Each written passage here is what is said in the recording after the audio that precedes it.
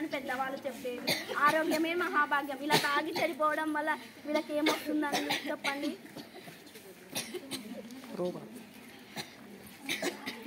Cancer మరియు liver చెడిపోవడం ఇవన్నీ వస్తుంది.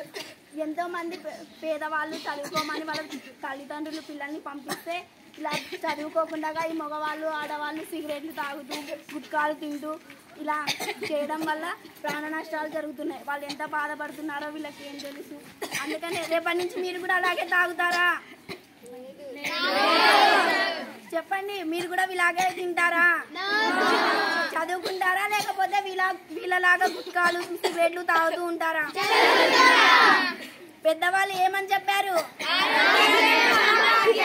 అందుకే పెద్దలు ఏమని అంటారు చెప్పండి.